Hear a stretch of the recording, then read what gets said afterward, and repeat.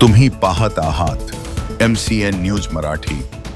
मुक्ताईनगर तालुक्यातील कुर्हा काकोडाजवळ असलेल्या कोऱ्हाळा गावात 4 एप्रिल 2026 रोजी गावालगतच्या शेत शिवारात एक स्त्री जातीचे नुकतेच जन्मलेले जिवंत अर्भक आढळल्याने एकच खळबळ निर्माण झाली आहे। कोऱ्हाळा येथे एका शेताच्या बांधालगत असलेल्या काटेरी झुडपात एक दिवसाचे अर्भक फेकून दिल्याची माहिती पोलीस पाटील यांनी कुर्हा दूरक्षेत्र पोलिसांना दिली। त्यानंतर पोलीस हवालदार अशोक जाधव, पोलीस कॉन्स्टेबल प्रवीण जाधव व श्रावण भिल्ले यांनी तात्काळ घटनास्थळी धाव घेतली। त्यावेळी काटेरी झुडपात अडकलेले अपूर्ण वाढ झालेले स्त्री जातीचे अर्भक अस्ताव्यस्त अवस्थेत आढळून आले। अंगावर सर्वत्र काटे रुतलेले होते, तसेच शरीरावर जखमा आणि ओरखडे दिसून येत होते। अर्भकाच्या तोंडातून रडण्याचा आवाजही व्यवस्थित निघत नव्हता।